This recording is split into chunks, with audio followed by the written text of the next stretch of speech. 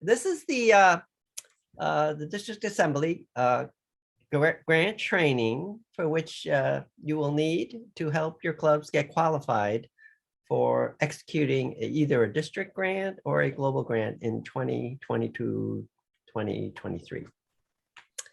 And we're lucky to have Bob Worth, who's been our district grant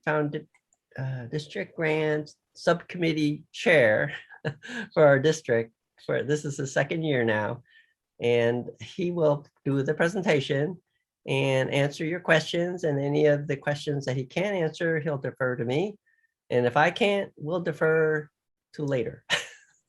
So, Bob, I'm gonna let you take it over while I try to help out Lynn. Just tell me when you want me to put up the slides. Okay, you can put up the very first one. Okay. So thank you, Victor. So I'll just first tell you just a little bit about myself, Bob Worth. I'm a member of the Framingham Rotary Club. I joined Rotary in 2008. I was a past president a number of years ago. I'm the foundation chair of the club, and I've been on the grant subcommittee for a few years. And then this past year, Victor is moved up the ranks. As you know, he'll be district governor soon. And I've taken over the chair of the subcommittee. So, I first just want to let you know that, I want all of you to succeed in your projects. I'm here to help. The committee will review, and make sure everything checks out. And we're going to go through how we do that today. But, I'm here to help. And sometimes things can be confusing. So as you're working on your applications, don't hesitate to contact me because I want you to succeed. So let's begin. This is a grant management training program. As Victor said, it's required that each club have one person who's been trained in doing this.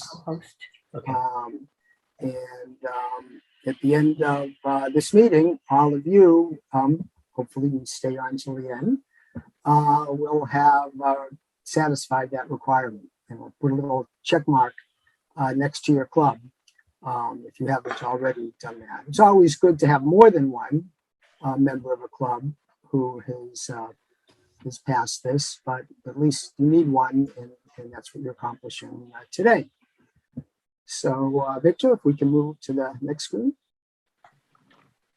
All right, so what is grant management? For what we do, we want to make sure that your project fulfills all the objectives to meet the needs of the beneficiaries, that it's a good project, that it really accomplishes something, that it has to adhere to the technical standards. We have specific requirements that we'll get into later on, but it does that to maximize the impact both for the beneficiaries and also for your club, because it's good for your club to be doing this. And of course, we need to have financial controls. We're talking about money, and we want to make sure that the money is well spent, properly spent, and you need to have controls. And, that's important. After we, if we accept your proposal and we give you the money, that actually you're not done with us, you're done with the committee, because you'll have to, upload all of the receipts, and that part's important, that we can document everything that you do and account for all the money spent. Rotary has the highest charity rating possible under Charity Navigator. It's 4-star, that's the highest. And we want to keep it that way, and we can only do it with your help. So let's go to the next screen.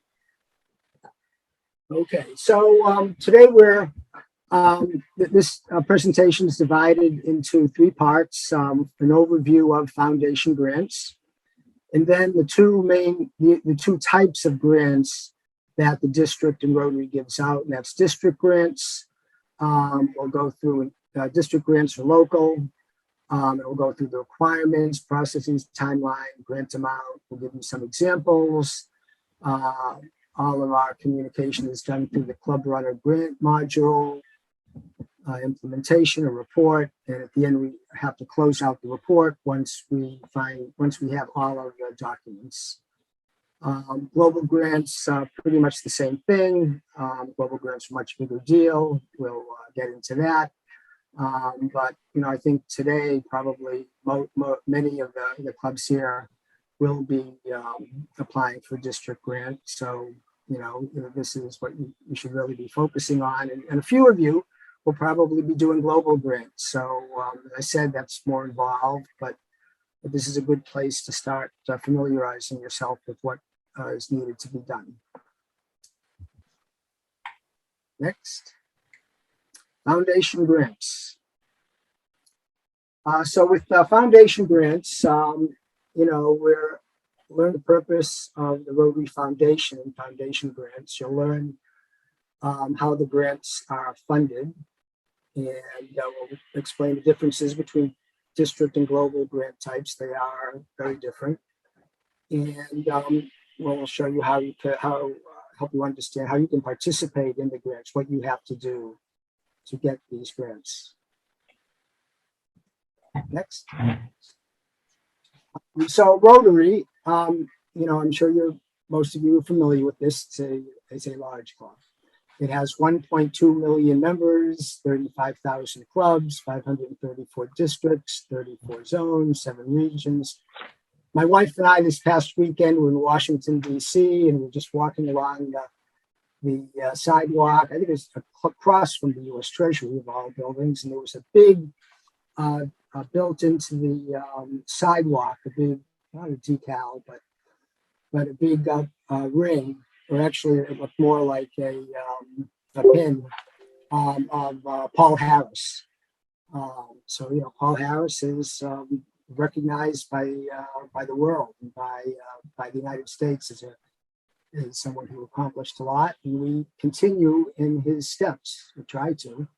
So members pay dues to the club, which include a charge from the district and a charge for Rotary International that helps finance some of the Rotary International activities. The Rotary Fund is the charitable arm of Rotary International. It's funded by donations to its various funds, the annual fund being the one that largely supports foundation grants. Clubs during the course of the year will have fundraisers, and that to fund their projects and other things. But in addition to that, there is the foundation, which seeks donations from your members and also from clubs, other places. And those donations to the foundation can come back to the district and come back to the club. Rotary is very much a grassroots type of organization, and the clubs do most of the work. So, clubs raise, when they do their service projects, the district, with money from Rotary, can support those projects. And that's what your district grants do. You put in money, and then we give you additional money, and you can accomplish something great. Next. So, the Rotary Fund enables Rotarians to do good in the world. There's several types of foundation grants. There's district, local grants, and there's global. With all of the clubs around the world, there's lots of opportunity to work together with clubs from anywhere and do projects in almost every country. Grants utilize the expertise, passion, and compassion of Rotarians through sustainable projects around the world with 7 areas of focus. Because of our clubs, because of you, leverage our money. I mean, every club has capable people who volunteer their time, who have expertise, who understand the local area they live in. They're in a position to do something good. And so the money is leveraged, and Rotary can be very powerful and successful in its activities. Service is one reason people join and stay in Rotary. Service about self. We've heard that many times. And one profits most who serves the best. And it's been shown that being involved in grants increases club participation. You feel more a part of your club, and it leads it maintain it helps with membership. It it makes a connection. Rotary is service. Next, Rotary in its grants, whether it's both district or global, has 7 areas of focus. And what that means is that your project should conform or should apply to one of these areas of focus. And we'll just read it off: providing clean water. There are many countries, particularly outside the United States, less developed, that this is a serious issue. Fighting disease, saving mothers and children, supporting education, growing local economies, economic development, promoting peace and environment. And when you prepare your application, whether it's district or global, you're going to need to choose at least one of these and to make sure it does comply and fits in. Next. So foundation funds. When people give to Rotary, there are a number of ways they can give. The fund that we like to recommend is annual fund share, and that supports humanitarian grants in any of the 7 areas of focus. And that money, when it goes to Rotary International, it eventually comes back to the district. The district can use this for grants and other things. But there are other areas you can give. You can, if you wish, you can choose to give direct specifically to one of the focus funds, one of those 7 focus funds. If clean water is your thing, you could do that. Or you could also, if there's a certain global grant that you know of a project somewhere in the world that you feel connected to, you can give directly to that project. There's Polio Plus you're familiar with. That any donation there is going to be leveraged by the Gates Foundation, who gives double what you give, and moves the world very closer to ridding of polio. I think only 2 countries left that has polio. You can also choose the disaster response fund. That can be it could be hurricanes or tsunamis, or most recently, of course, Ukraine. And some of this money, the way this money works, like with Ukraine, and there are clubs in Poland and Romania, districts that can apply for money and help with the relief efforts. And they, once again, these clubs are on the ground, they know what's going on. And so, it's very, very effective. So you can give to that. And then there's an endowment fund. Those are major gifts or bequests of 10,000 or more. And there are some choices there too. If you go and wish to do that, you can, at that time, you can kind of look and see how you want to specify where that money goes. Next.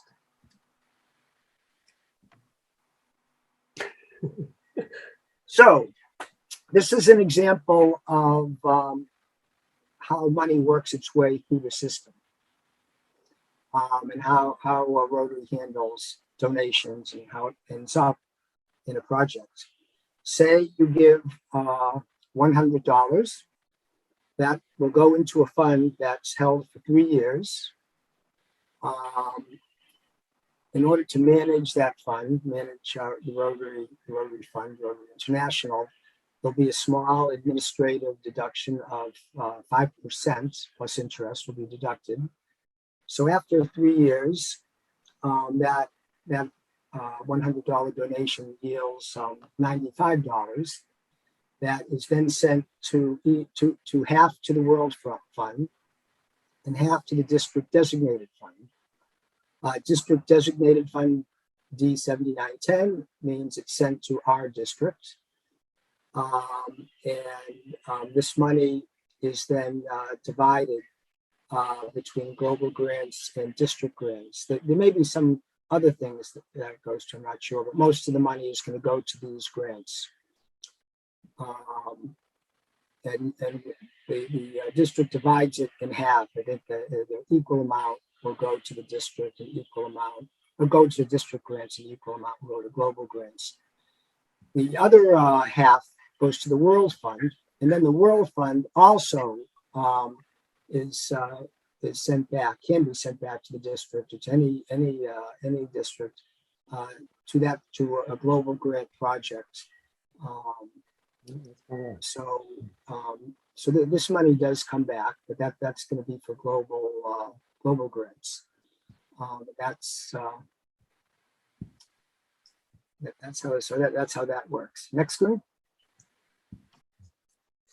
Okay, so these columns show how many clubs received grants over the last 5 years.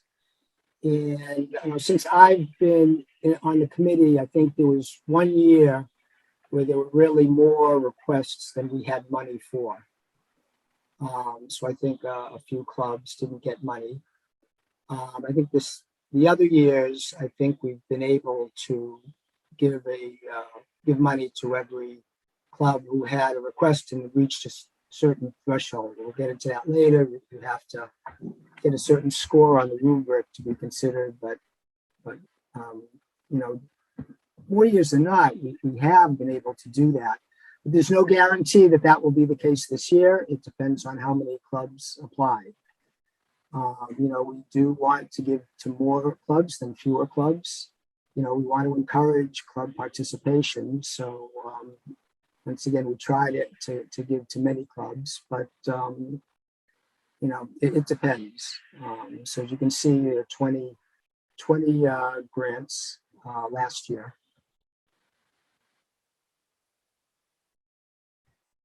So the foundation has 2 types of grants, district and global, as I've mentioned before.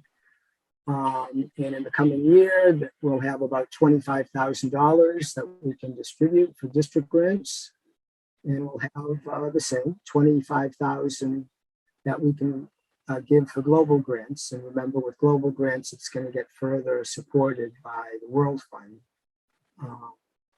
So that's what we're looking at for this year. I mean, we do some simple math. Let's say we gave 25 grants. That means they would average $1,000. The grants, I think we get into this later on. The grants can be a lot more, especially if there are multiple clubs involved in the grant. But that gives you an idea what the average might be, depending on how many clubs apply. And clubs should get familiar with the area of focus policy, as I mentioned before. The area of policy, terms and conditions of the Rotary Foundation grants, and what's eligible and ineligible. This year, the district governor is encouraging clean water. Is it? Yeah. And environment. And environment. Yeah. Environment. Yep. And so, anyways, as you go through the application, you will see what's required. But anyways, it's a lot of this. I think a lot of it's going to come down to common sense. What projects are for the environment and what's for education. Once again, if you have any questions, you can ask me. So a quick comparison of district global grants. District grants and global grants both have to be approved by the district. They have to have one area of focus, although global you might have second. District grants for needs assessment, the district has to approve that you've done a needs assessment and it's relevant. In the case of global grants, the Rotary International, the Rotary Fund, not the district, has to approve that first step. The size, as I said, is small, typically 1 to 2,000, depends on how many grant applications there are, less than 30,000. And global grants are bigger, large, above 30,000. Sponsorship is by the individual club or the district.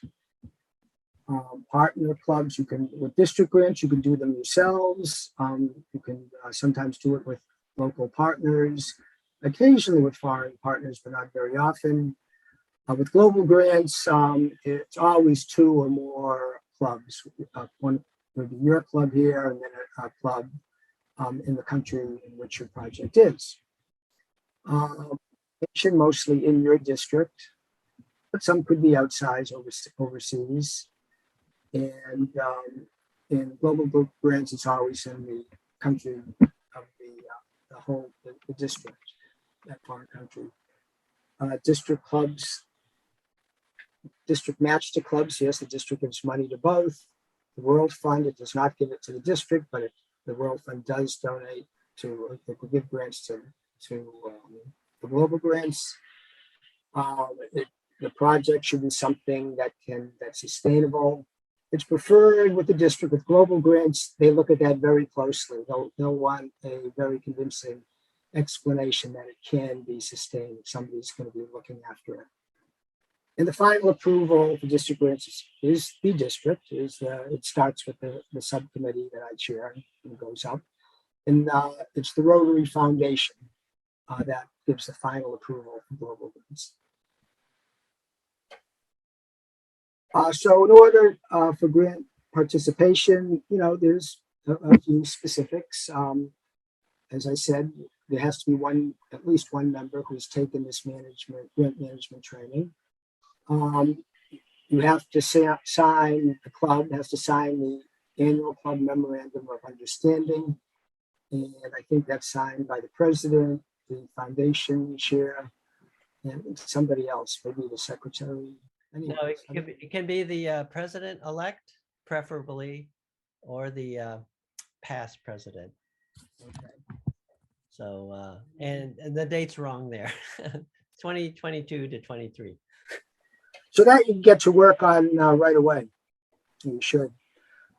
Criteria are required by the district. You also need to appoint a club foundation chair and have that listed in the club runner.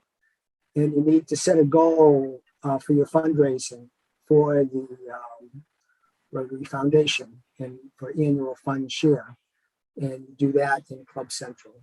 Once again, if you have any questions with the portal, you can ask me.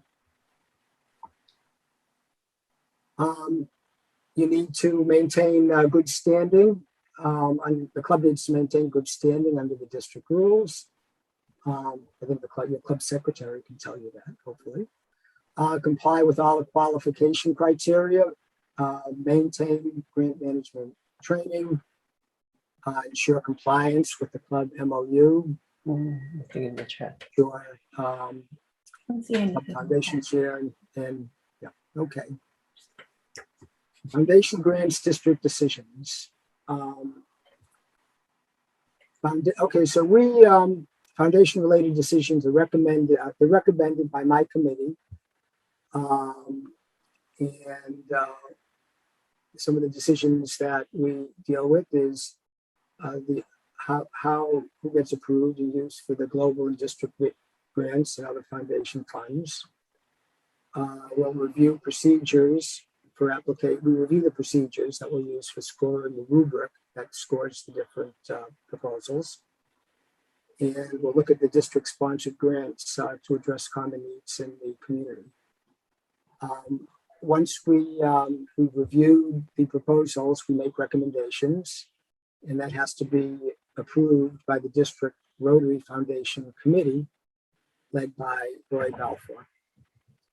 And all decisions are approved by the Foundation Advisory Board, which is comprised of the district governor-elect, district governor nominee, and district governor, I'm not sure what that is, ND.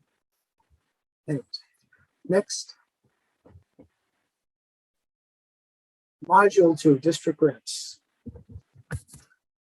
In this module, we'll learn more specifically about district grants, understand the application and review process, develop a plan to implement, how to develop a plan to implement your project, understand stewardship requirements, what you need to do to make sure that it's compliant, and learn how to report and close out the district grant.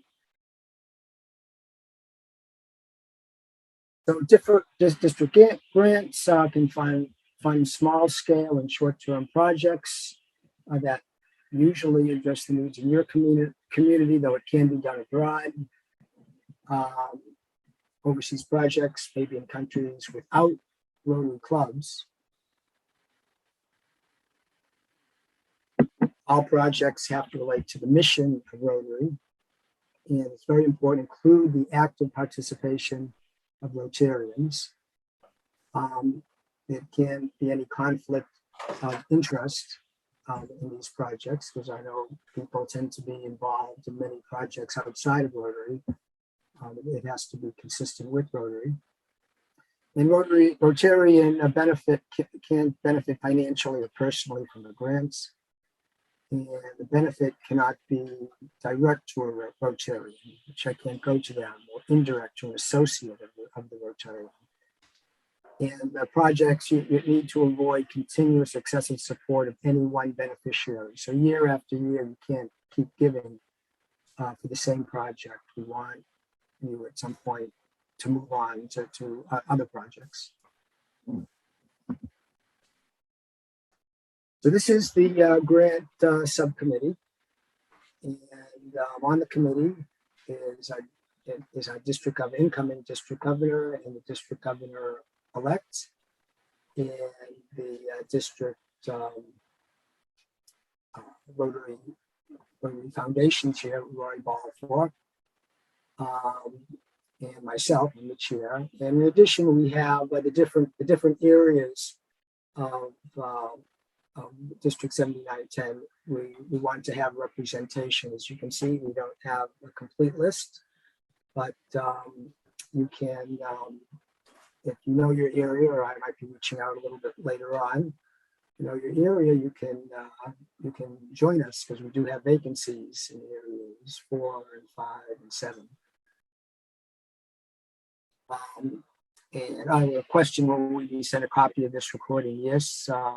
Oh, I think we can. We can do. Right, next. So here are a few projects that this is the list of projects that we did last year. And you can see it's a fairly good cross section. I can kind of jump around. There's a big one there, Westboro, that for a food insecurity and medically tailored food pantry here. They're working with UMass Medical to prepare meals in which patients require a special diet. And so, you know, low-income people who need to maintain a special diet for medical reasons, this can provide for them. You know, there you can see there's some in the benches. It can be a simple project like a bench. You know, in Brookline, they have had a project where they had offered puppet shows for in low-income areas. Sometimes people without who are low income have a hard time maybe bringing their kids to a central location to see some of the summer educational or entertainment things cities and towns offer. So they're having puppet shows very close, sponsoring puppet shows very close to where the low income housing is, so they can just walk over and make it easy.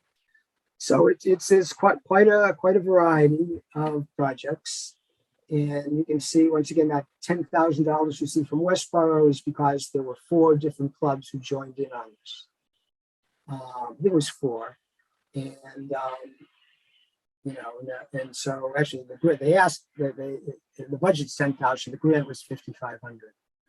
But you can see a lot of the other grants. 1,500 is fairly typical. Northborough is 3,500, because they also had some other Rotary clubs who joined in with them.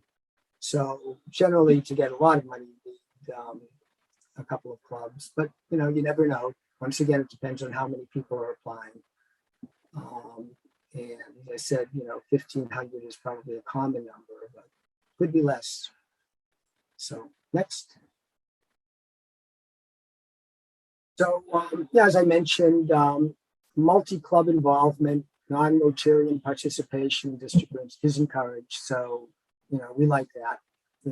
We like clubs to work together. It's more contact. Um, it's a good thing. This year, our focus is the environment. There are in our rubric that where we score the projects. If you have a project that relates to the environment, you get extra points. So we encourage you to do that. So district, so anyways, projects focusing on common needs in multiple communities that get more clubs to participate, is encouraged. There's a district water project in Kenya.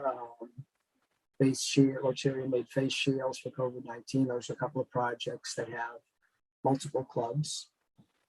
And when you do apply, you can only apply for one district grant. So if you do join in with another club on their project, that's going to be your grant. You can't participate with one club and have your own. We will only accept one project per club, and that's just because we're limited in our funds. We only have so much money. So next. So successful district grants have achievable goals. It meets community needs. They're sustainable. They involve a partner. It could be other Rotary clubs, or it could be some non-Rotary entities. There are other charitable organizations in your city and town, other organizations who might want to participate. That's a good thing. We like that. We like people working together, and things like that too can help your club find new members. It gets your name out there. You'll need an implementation plan. We'll want to see that. And you need to properly oversee the project and oversee how the funds are spent. So when you design your project, survey community needs, talk to people, talk to your membership, just ask your members, push them.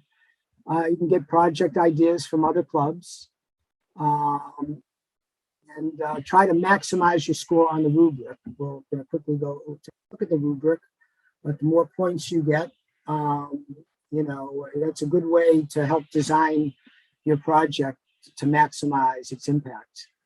And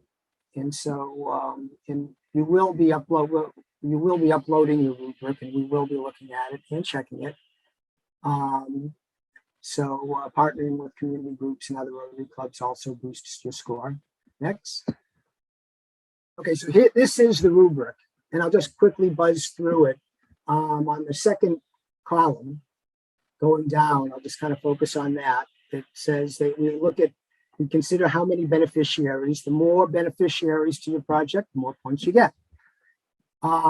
If your project deals with the environment and water, as I mentioned, yes or no. If it's yes, you get more points. That's 5 points. We then look at Rotarians. How many Rotarians are involved? The more Rotarians who are involved, the better. We look at the volunteer hours. So the more hours that are put into the club gets you points. And there is no, so we're not giving points for small clubs, I guess, this year. Funding support, which is, I have a question. What is a small club? Victor, what's the definition?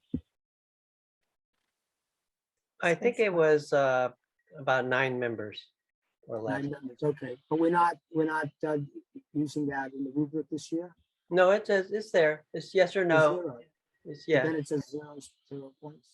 No, it's if you'll get 3 points if you're a small club. Okay. So you do get a few points for the very small clubs. In support, the more money you put in. So these grants, we do want to see the club put money in, and we like it if the club puts in at least half of what the total budget is. So the more money you put in, the better. Oh, that's non-Rotarian. Sorry. Okay. So if you can get money from other organizations, that helps. If you can get volunteers from other organizations, that helps. And obviously, if you can get the more hours they work, is better. And then finally, you get from other Rotary clubs, you get an extra point if you have another Rotary club. And that includes Interact and Rotaract. If your Rotaract or Interact club participates, you will get a point. And once again, funding support and volunteer hours are added. And we'll take a look at that and add the scores up. And you have to have at least 20 points to get a grant. And then after that, the more the better. The more positive your project will be and more likely to get what you want. Because we can approve a project, but then approve it for less than you ask for. So you should consider that. Next. Okay, so how do you do all this, you might wonder? So you first have to go to the Rotary 7910 webpage, which hopefully you do often. And from there, just click on member login and log in. Hopefully, once you log in, it'll remember you. So that should go quickly. And then you'll see in the upper right-hand side, member area, click on that. And then if you go down to another lower line, you'll see grants and you'll see submit grant request. So it's simple, go to the website, the district website, log in, you'll see member area, and then look down below at a lower tab and you'll see grants and then submit a grant request. Next. Qualify your club. You'll need a signed MOU. You should return that to me, send it to my email. Have a member trained in grants. Obviously everybody here today is going to be trained, so all of your clubs are going to be all set. Enter your club annual fund goal and enter your club foundation chair. Hopefully, I think all of the clubs have your lineup for next year set, but if not, now's the time. And the MOU you can find in the, it is a form that you'll find on the district website. At the top of my head, I can't quite remember where you find it, but it's there. And if after you fish around, you can't find it, you can just send me an email. So this is because, once again, this is a 3-year cycle as to when donations are made and when the money is received. We're working off of 2019. I think, is that $25,000 accurate, Victor? Do you know that was we had down there? I haven't double checked that. Money would be available. I don't have that off the tip of my tongue, but it's all right. In any event, it's significantly less than what we had last year. Oh, okay. So then it may not be 25,000. Right. Okay. So anyway, the point being that, we don't, if many clubs apply, there may not be enough to go around. Hopefully there will be. The grant applications will be reviewed between June 30th and July 30th. So time's coming up. I think every year people, it's like the last week of June saying, oh my God, we're not ready. When we didn't know that the grant applications had to be in so early. Well, here's the date, June 30th. You've got, 2.5 months. So now is the time to start working on them. And then the advisory board, the proposals will work their way through the system. And in late August, the final approval from the advisory board will be made. And you'll be notified at that time. But however, what also will happen is if we find a problem with your proposal, we'll get back to you. We'll try to work with you. We'll try to find out. We'll make suggestions as how you can make it better so it does get approved. But once again, it depends on how much money we have and how many people apply. So basically, here's the cycle. In April, you should be working on your projects. By June 30th. We have to have them. They're awarded in August, and we then have to. The district then has to go to the Rotary Foundation and get some approvals, and then also receive the money. And hopefully, the first checks go out, I guess, in that October to December. To the clubs, but the clubs, you're not going to get your money until you've opened up a checking account in a deposited your amount that you're going to be putting into the project. And once you have that, then we'll send you a check. And then in June, when you're finished and we have all proper documentation, we close out the project. So creating a budget, just be realistic. Try to, there are different prices for different items. Please get multiple prices, cost out your items, get multiple quotes. Just think, are they reasonable? Does this make sense? Avoid writing a check directly to the beneficiary. You would rather you buy the materials that they're going to use than to just give them the check. And make sure you disclose any potential conflicts of interest, partners, beneficiaries, suppliers, people you're doing business with. So the initial grant request is just is pretty short. Just it gives us a general idea. Then there's a quick subcommittee review, and then we request more information. And there's a whole application. Just follow the application. We have the questions are pretty straightforward. Once again, if you have a problem, send me an email and I can help you. But it's a step-by-step thing. And you will have to upload the rubric so we see the score. And once again, the awards, you'll hear the final decision in August. But once your application is complete, you might hear from us before as we ask questions. Bob, you might want to mention, I'll mention that make sure when you open the new grant, it's for the correct year, 2022 to 2023. We have already had one person enter a new grant into the past year. That's right. Yeah, it's very on the top. You'll see if you just click on an arrow, you can go back to the year before, and another arrow will take you to the next year. So it's actually easy to do. So pay attention to that. Okay, so the application, once again, the application pretty much conforms to what you saw in the rubric. We want to know the different Rotary clubs that are participating in the project, the non-Rotary organizations, people who are participating in the project, number of beneficiaries, focus area, cash contributions, volunteers, number of Rotarians, volunteer hours, monetary contribution from other Rotary clubs, number of Rotarians, and volunteer hours. This is all a repeat of that rubric that I showed you. In the course of the application, you just follow, you'll just go, it's pretty straightforward, and you'll just work your way down, and all of these questions will be asked, but you have to answer them. I'll tell you, last year, there were quite a few applications that left out this information.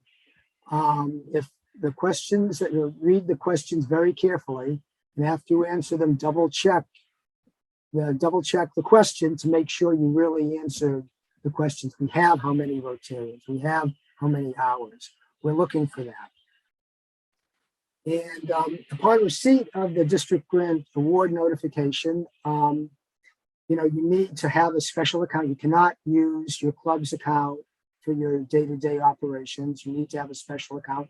Most clubs have an account they use for these district grants. You should keep a dollar in that account so you don't have to reopen the bank account. I know opening bank accounts can be kind of a pain in the neck because organizations, they may want multiple signatures. And then conduct the activities described in the application.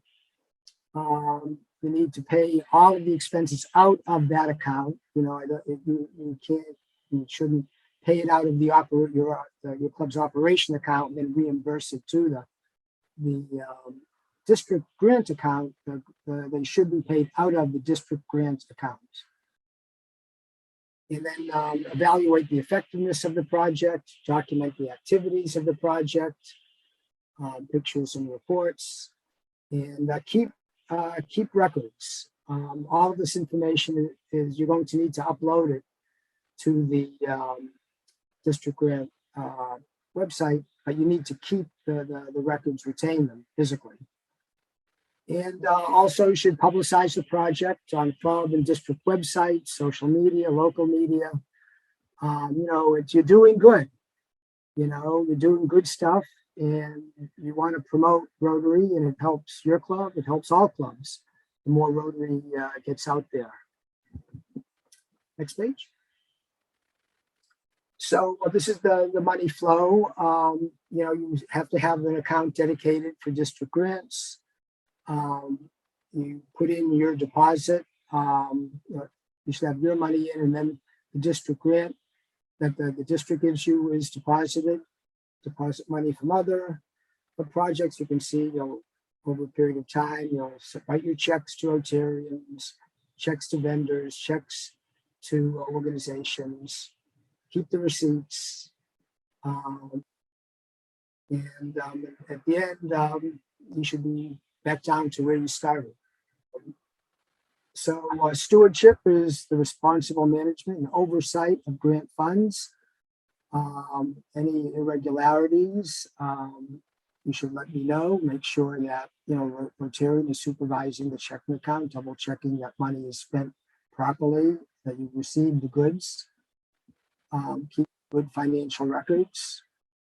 Once again, avoid direct payment to the beneficiaries. Try to buy the materials and donate them as opposed to giving it to a beneficiary for them to buy. And try to, timely submission of reports. The sooner you can submit the reports, the sooner we can close it out and kind of leave and finish the business. If you don't, then, I'm going to be emailing you and bugging you. And it's better to do it when it's convenient for you than for me to start trying to pressure you to do it. So anyways, financial management. Bank account, keep the funds going to that bank account. Do not give cash or check to beneficiaries. Once again, this is kind of repeating what I just said before. Use checks or bank cards to track funds. Have a detailed ledger, a spreadsheet, Excel spreadsheet, and observe local laws. Don't get into trouble with the local authorities.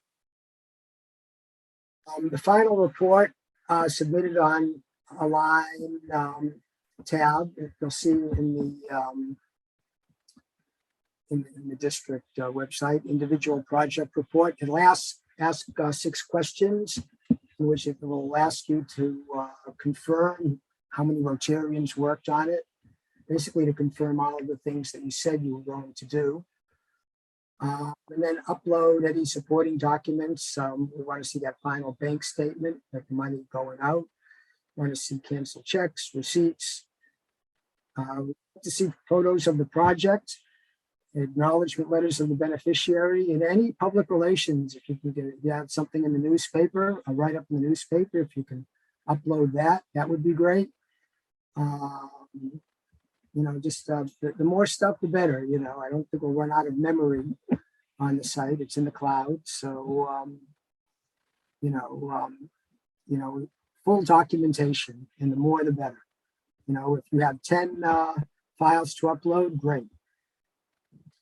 And providing access to documents is important for transparency.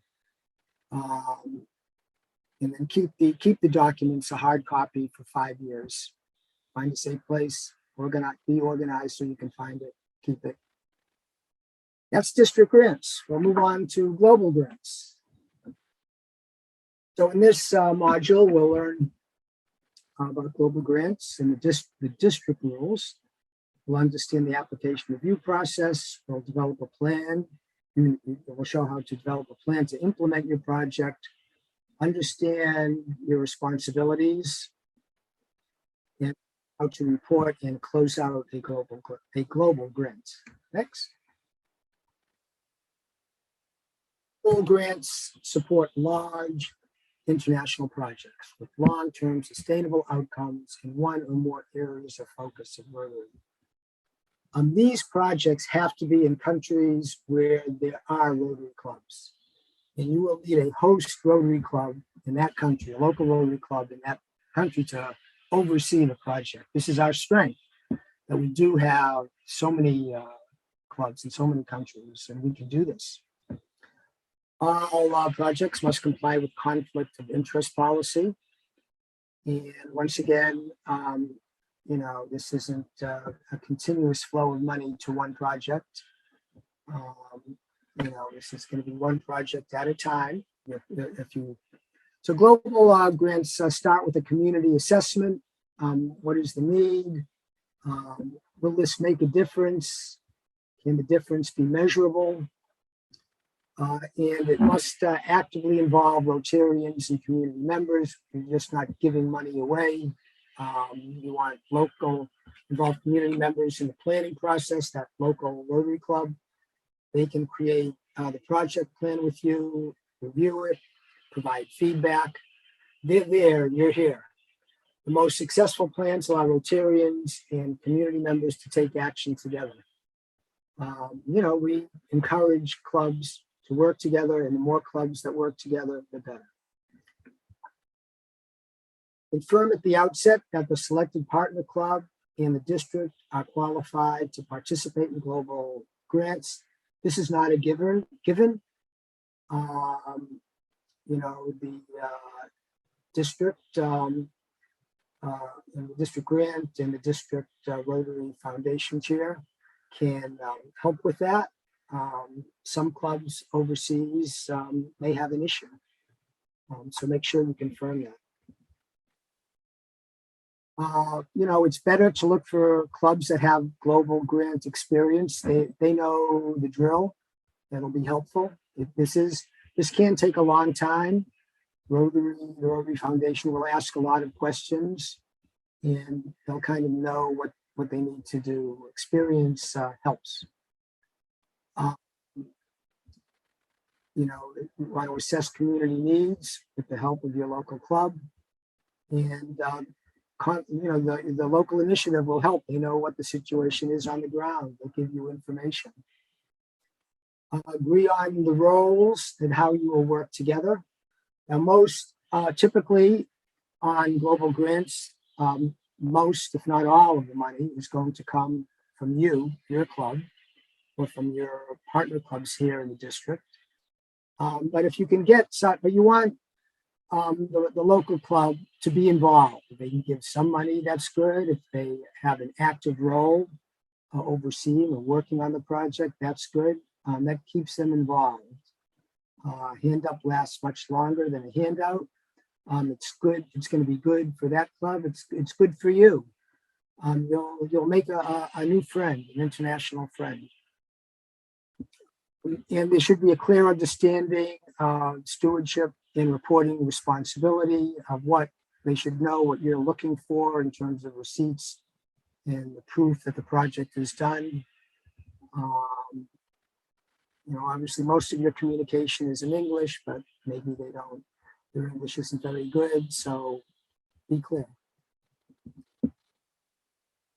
So here are examples of a couple of global grant projects. I think we have people from both Sturbridge and Wachusett here.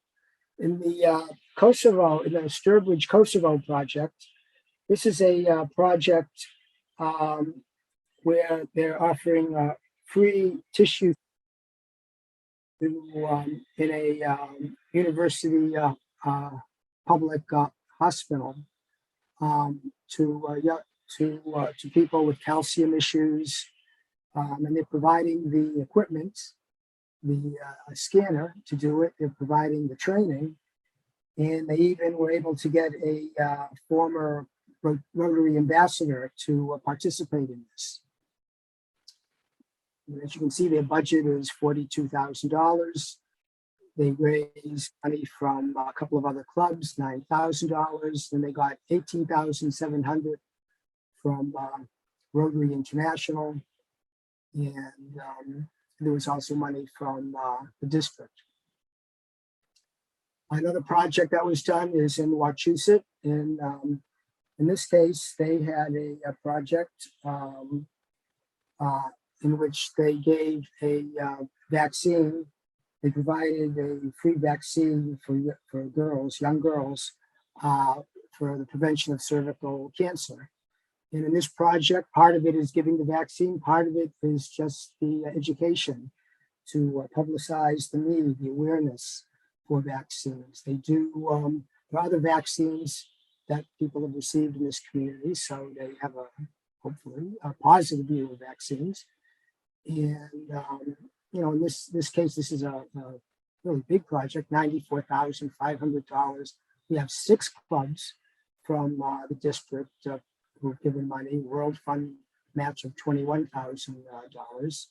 And both of these involve multiple districts. So these are a couple of examples of some of the global grants that have been done. Obviously, one is for, these are for health. Actually, both are for health. So next. Okay, here are a couple of other projects. I'll just kind of won't go through these in too much detail, but as you can see, toilet project in Kenya, in the Shoba Valley, another project in Armenia. So you can see these are all over the world. The projects range in size, once again, 30, 35,000 is common, but the projects can get much larger, and the more participation, the more clubs you get, the bigger the project can be. And Rotary, the foundation likes that. They like multi-club big projects. And so, giving the community the skills and knowledge to maintain project outcomes for the long term, sustainability after grant funds have been suspended. It's better to teach them how to fish than to give them a fish.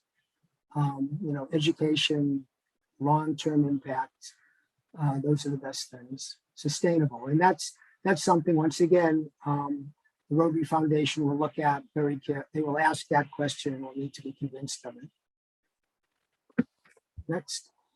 So there's a 2-step process when you do prepare the application. And you first need to get the approval of the district. And the district has money that it can give, and it won't necessarily set aside that money. Well, it won't formally dedicate that money to you, but it will begin that process, and we'll hold that money for you, you might say. You need to complete the form, which you'll see on the next slide. We need written confirmation of approval by your club's board. We need written evidence of cooperation by your overseas partner. We'll ask the overseas partner to confirm that they're qualified, qualification status. Next. So here is the application, the proposal form, which you'll fill out online. Once you see it, you can see it very clearly, but it's pretty straightforward. So once again, first step of 2-step process, the global grant proposal form. So be prepared to do at least one iteration. So, this is, we'll look at it and we'll have issues, and then you'll need to do it again. It must be approved by the grant subcommittee. EDF, the district's contribution is earmarked but not committed. At this point, it's a good idea to run the short summary of the project by the appropriate person rep in the Rotary Foundation for that geographic area or focus area. When your project is reviewed by the Rotary Foundation, it will be by a specialist in that focus area. They can tell you how it give you a little quick, you're on the right track. Second step starts with a needs assessment for the template and upload it with the online application. Don't start this until you've gotten the go-ahead from the grant subcommittee. And if the DDF, district funds, is committed. District funds Oh, are Bob, committed. Bob, Yeah. just a little clarification there. We've been requiring a needs assessment for the district application. So we just want to know that at least part of that needs assessment has been done. District. Yeah. Right. Project committees of both host and international clubs are listed. Your budget financing tables are entered with written commitments. You'll need more patience to complete the 12-step process. Be sure that all your plans are in place. You really know what you're doing before you start to write this grant. Consult with the district grant subcommittee and the district foundation chair frequently. Ask lots of questions. And once again, the Rotary Foundation will come back and ask you questions. And there'll be a fair amount of back and forth. And allow 8 to 12 weeks for completing this project.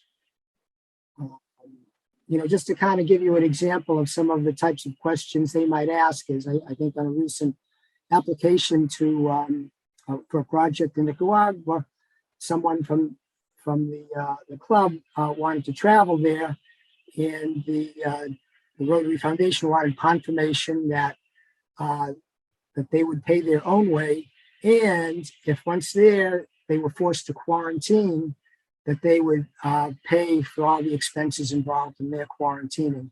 It wouldn't be taken out of the money that Rotary was donating. So they, as the world changes, as things evolve, different things come up, and they'll be asking you questions. And expect 8 to 12 weeks for completing this. Next page.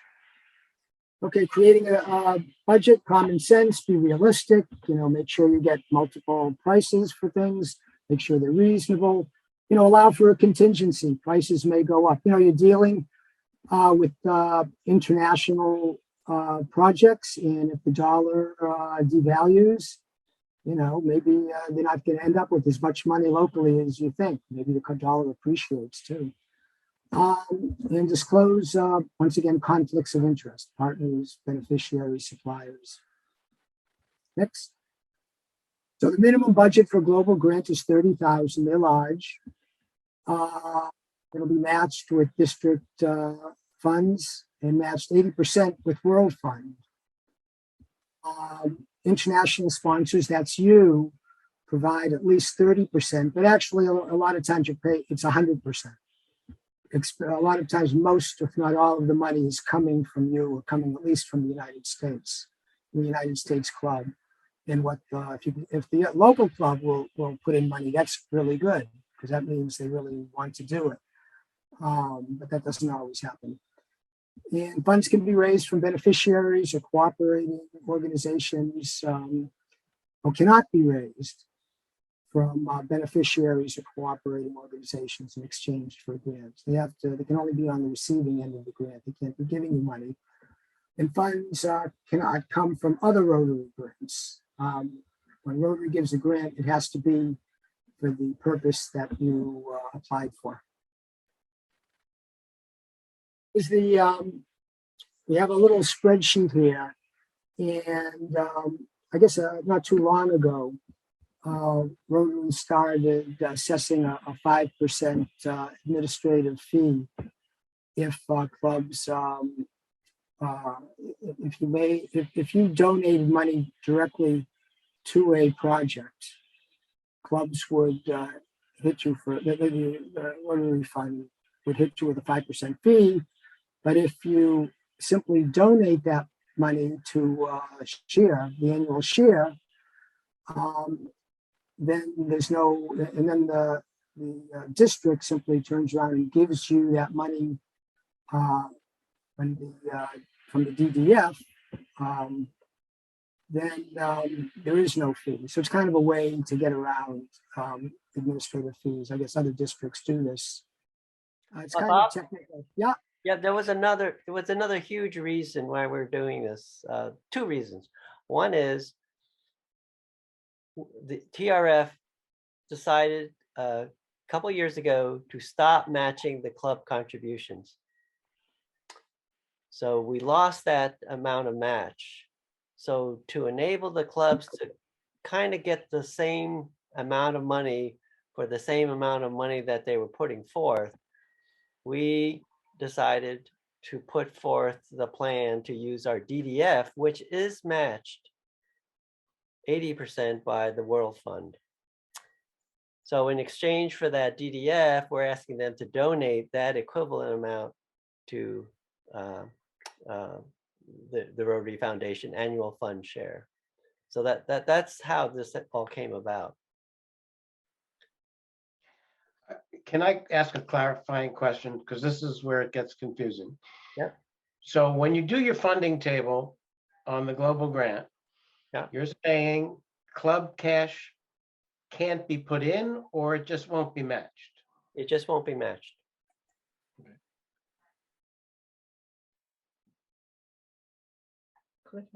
We will if you we'll help you figure out how best to do it so that you can get the DDF to the amount necessary to fund your project. Okay, I'll hold you to that. I think in the projects that have come through, we've kind of calculated it out. I don't know if other clubs go to this level of detail. So we'll explain it to you. You'll give us your basic information and we can come back with you and tell you exactly how it's going to work. This is only the second year where this has been tried.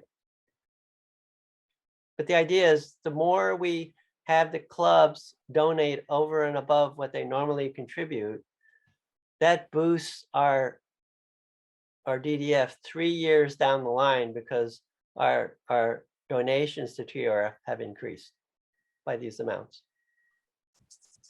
So, but anyways, as you can see, any given project is going to be financed with donations from the club, from the district that's matching, and from the World Fund. And those three things get you to your total. And this mechanism is really, it's a small adjustment. Looks bigger than it is. But. So same guidelines, as district grants,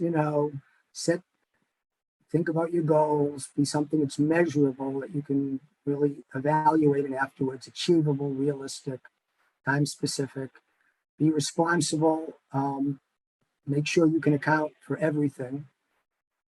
It's money, it's real money. Have a financial management plan, have good records, keep your documents, and at the end, follow all the reporting requirements. It's your job is not over after you get the money. In order to close out these grants, we really do need documentation on a timely basis as to how the money has been spent and how the project was performed. So great responsibility falls on the host club, but it's you're providing the money. It's usually the U.S. club that's providing the money, so be on top of it and have a good working relationship with your partner. So that is our presentation, and hopefully you followed it. And if you have any questions, I'd like to try to answer them. Okay, Cliff, do you have a question? Yeah, I know that, and I didn't see it in the presentation, global grants, we cannot initiate a global grant for the United States. So are there any exceptions made for Native Americans or anything else? And the second thing is, can you explain if there is a way to do a go around on that system? I just want to say that's a great question. I was just at the American Indian Museum in Washington, D.C., and Indian reservations are sovereign states. So that's, I don't know.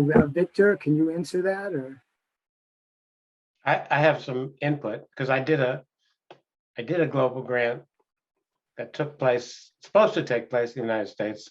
Unfortunately, it didn't get funded because of COVID, but it would have. So the same rules apply, except we have to be the host country. We could write it, but technically the international partner provides a significant amount of the money, right?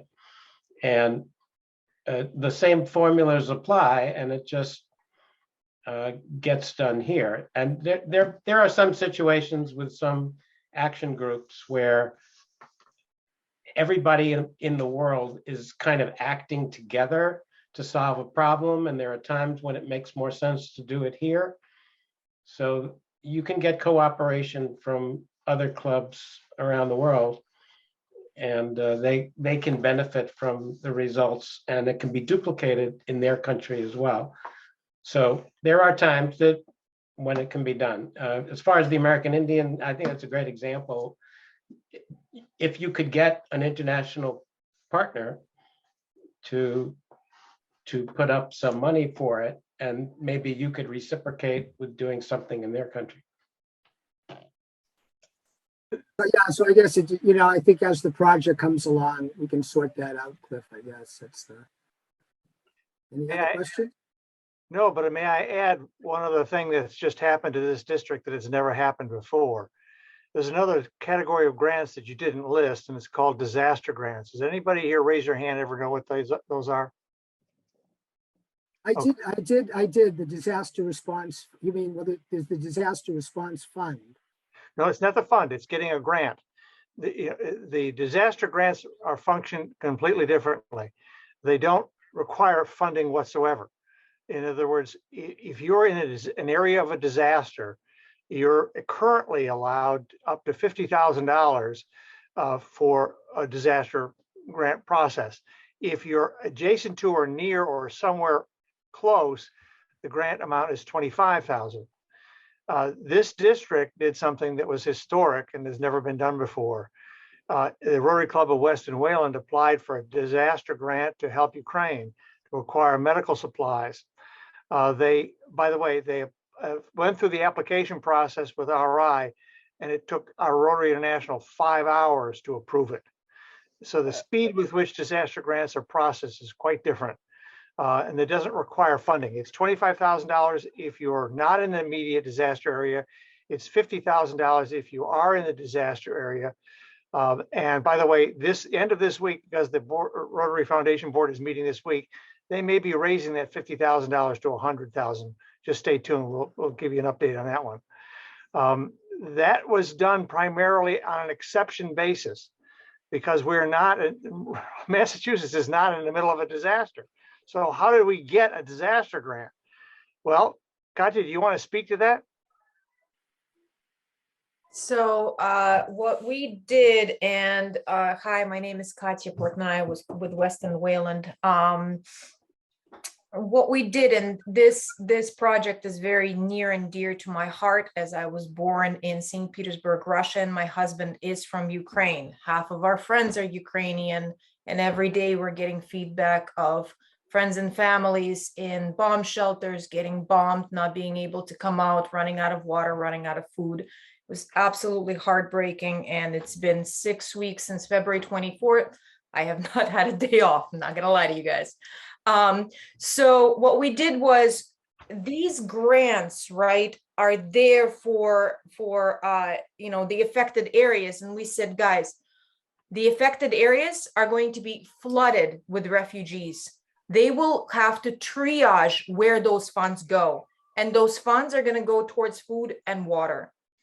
We don't have to do that type of triage. We can focus on medicine, right? So that way, the districts that are in the disaster area have one less thing to worry about.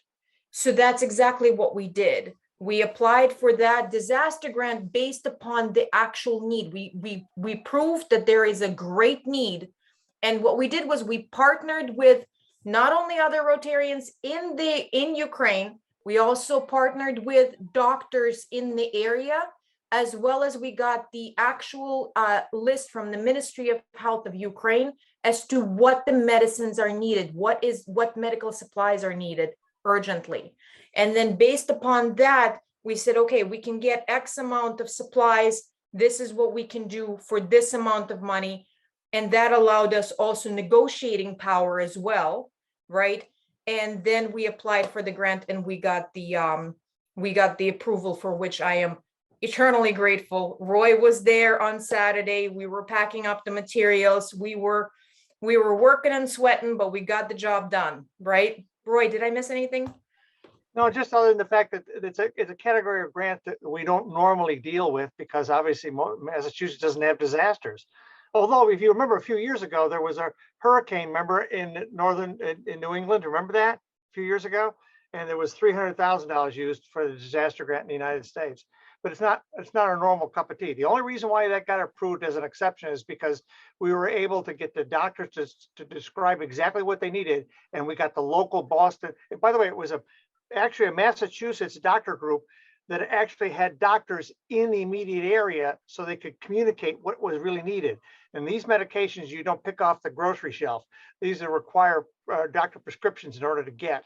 Some of the stuff was pretty dramatic, folks.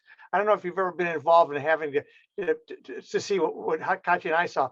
Wound patches. When you get shot, what do you do immediately? Well, we actually shipped off wound patches. By the way, they came in 2-packs because a bullet wound goes in and also goes out. And so they put a patch on this side and a patch on the other side to keep your lungs functioning. Now, some of that stuff is not our normal daily kind of medications, but it was because the doctors were able to identify specifically what was needed. That's the reason why it went so quickly, and because we had an immediate source of those goods. Now, Rotary would not have done that unless Katya and Diana were able to identify specifically where the goods were, and we could act on it quickly. And that's why we got approved for it. So that I just wanted to let you know. By the way, the Rotary Fund is now in excess of $7 million for the disaster fund. About $1 million has already been used. 500,000 is in the pipeline, and it will all be used before June 30th. So that $7 million will go. Now, in the big picture of things, $7 million is kind of a drop in a hat, but the point is it's helping somebody in the best way we can. So I just wanted to share with you that. Yeah, no, that's great to hear that the district is participating in that way and can help out. Super. Bob, we have a question from Ken Masan. And then Karen. And then Karen. Well, thank you. I just want to make Ken Masan, the World Disability Advocacy Club.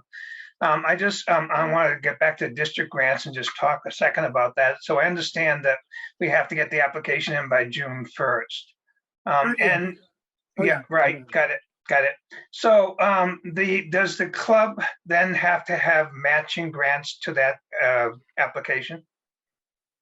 Whatever I'll tell you, the committee really likes to see you put in half. If you're asking for 1,000, we'd like to see you put in 1,000.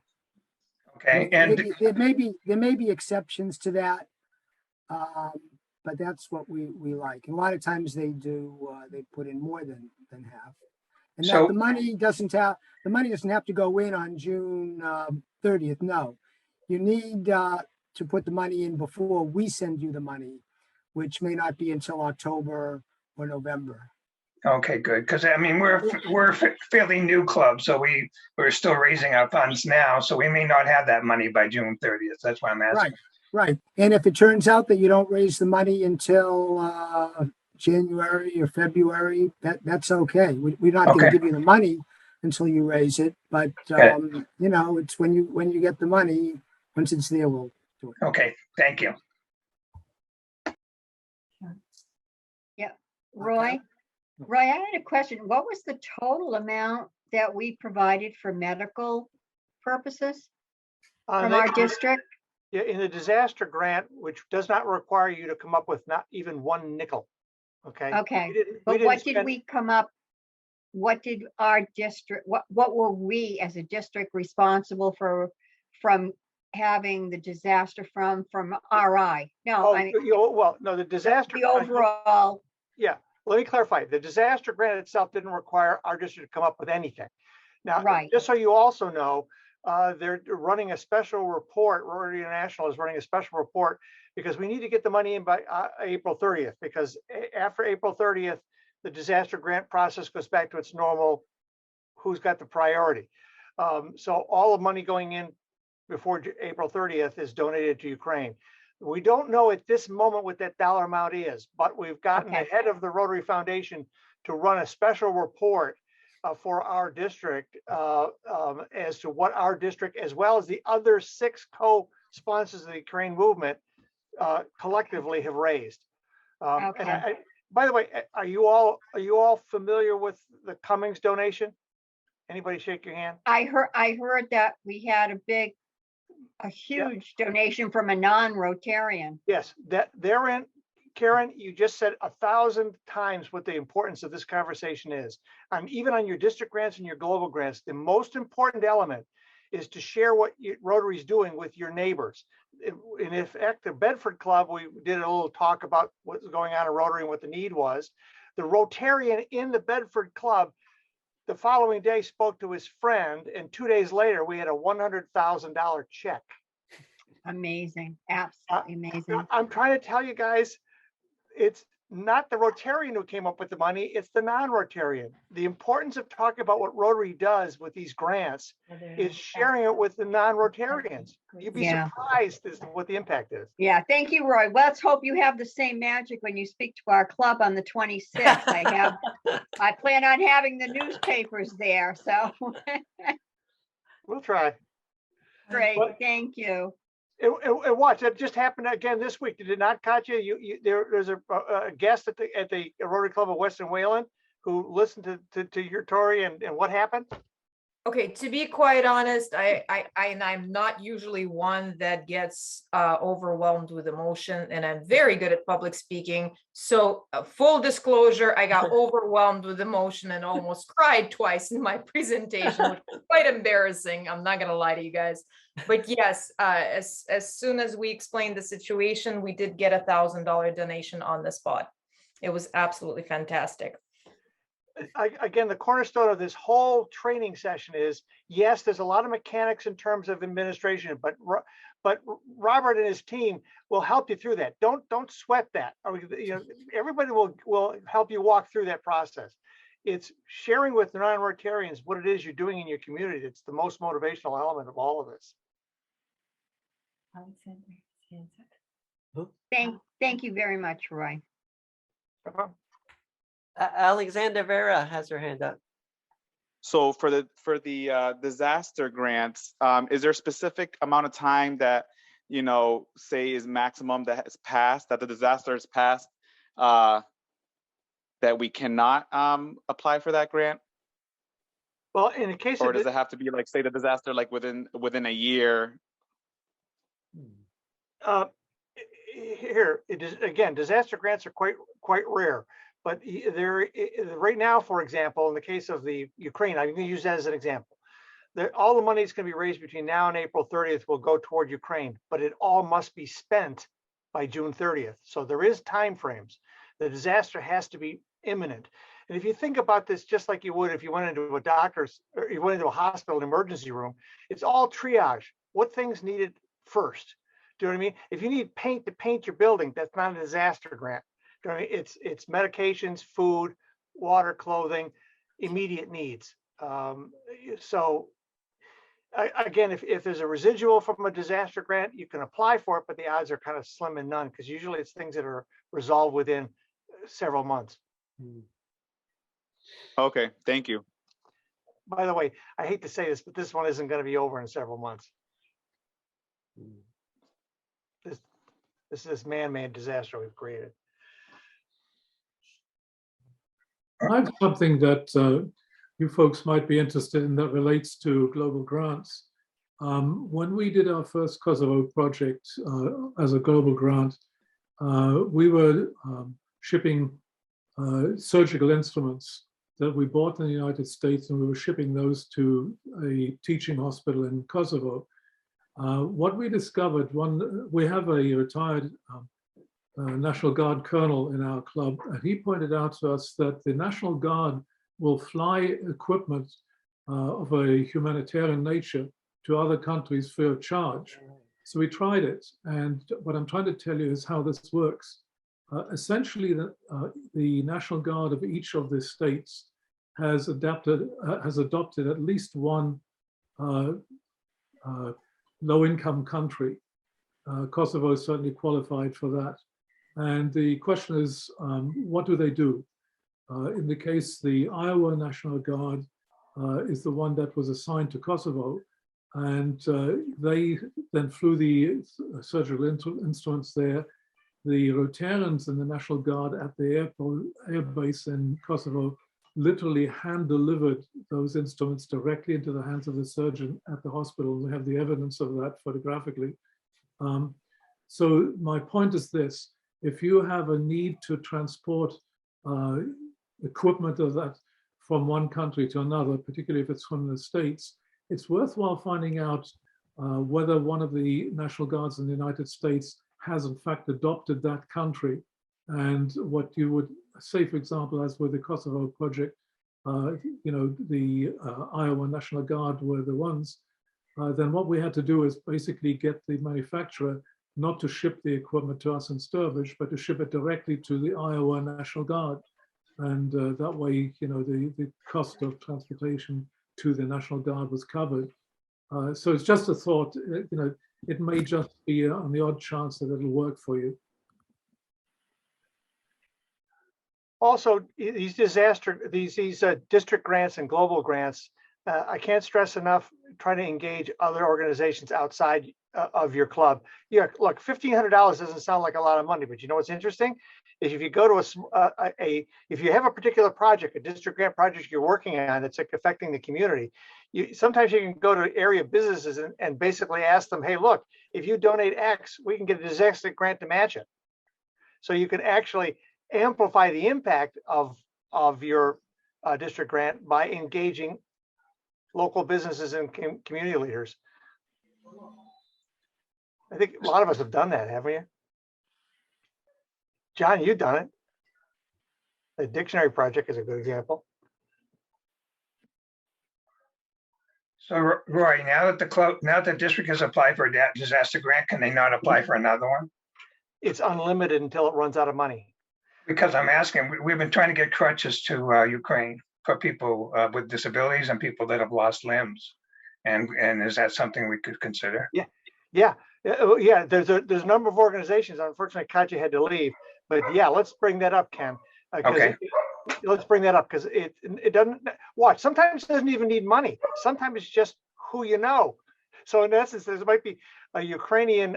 There is a Ukrainian shipment that's leaving Massachusetts fairly frequently. If we can get those crutches together, we don't even need money for that. We just need the crutches. Okay, because we've been working with crutches for Africa. So maybe that's something the district can work with him on that. Yeah, the answer is yes. There's also something else coming on. I'm just going to give you guys an FYI. It's coming up. Okay, one of the things that they're needing in that part of the world is firefighting equipment. Could you imagine why? Okay, well, guess what? They've sent us over. The Kiev Club has already sent us over a list of the firefighting equipment. What Robert said was dead right. Don't start any project overseas until you find out what they need, not what you think they need. Do you know what I mean? That needs assessment that Robert was referring to is critical. You know what I mean? So we, for example, in this case, the Kiev Club provided a list of firefighting equipment that they desperately need. Guess where we can find it? Every local fire department that's in every town in Massachusetts. A lot of times they can't get rid of the stuff because they want to upgrade or change or something like that. Do you know what I mean? And you can't get rid of some of that equipment. Well, now you can. Now watch, we don't need any money for that. We just need the equipment. So a lot of times us collaborating on these grants is just more than just the money. It's just us working together. So heads up, we're down the line here. We hope to have a little discussion about that. Maybe you can reach out to your local fire department and see if you can find us a couple of these items. And we'll do exactly what Klaus was talking about, is we can reach out to some of these transportation organizations and pull it all together and ship it that way. It's a good idea, Klaus. Firefighting stuff is kind of bulky. So. But imagine if every club went to their fire department and asked. Yes, Yes. that's exactly the Yeah. point. And the beauty about all this particular subject, and I don't mean to harp on it, guys, but the point is, the more we talk to non-Rotarians about what it is we do, whether it's a district grant, a global grant, or this disaster grant kind of activity, the more it gets them to realize the value of being a Rotarian. Yeah. So there's a membership aspect to all of this. So yeah, you're dead right. So Just to continue that one bit more, is there any level of equipment that they wouldn't take? I mean, you're talking about it could be old and they want to upgrade it. no. Yeah. In the case of the firefighting equipment, I just found out, this is a lot of stuff you don't know. Is apparently a lot of fire stations, for example, want to upgrade their uniforms or their hats or something, and they can't actually dispose of it because it's been exposed to firefighting chemicals. But the Ukrainians can use it. So the answer is, but go from a list. Go from a list from what they want, as opposed to the opposite. I was reminded of one story by one of the Rotarians at an international group. They were providing educational materials in Africa. So they put together, they went to Staples and got all the supplies and shipped it all down to Africa. And they said, you know, we really appreciate the fact that you donated this educational materials, but it's not what we needed. They go, what? He said, all we needed was chalk and chalkboards. They couldn't use paper. So again, I go back to the notion of ask what they need first and let's go find it. And you're dead right, Ken. Crutches is going to be an item for sure. Hi, I'm Reese from AIR. I just was in Budapest 2 weeks ago, and I met with the Rotarian in Budapest. And one of the projects that they did was to refurbish medical equipment. They were getting it from somebody that they knew at the hospital in San Francisco. The hospital didn't need the equipment, so they refurbished it and sent it to Budapest, to a hospital that it was really bare of any equipment. So Klaus, one of the things that this person told me, the Rotarian, was that they spent $60,000 on transportation. So it's a good idea. I'm going to contact him again and tell them that maybe they could have help from the National Guard. So that is really a good tip. Thank you. Okay. All right. I think that's, unless we have no more questions, I think we can wrap up the this presentation. And once again, thank you, everybody, for coming and participating. And, you know, any questions about your projects, just let me know. If I don't know the answer, I'll get the answer for you. And now is the time to get serious about thinking about what your projects are. So thank you once again, and have a good evening.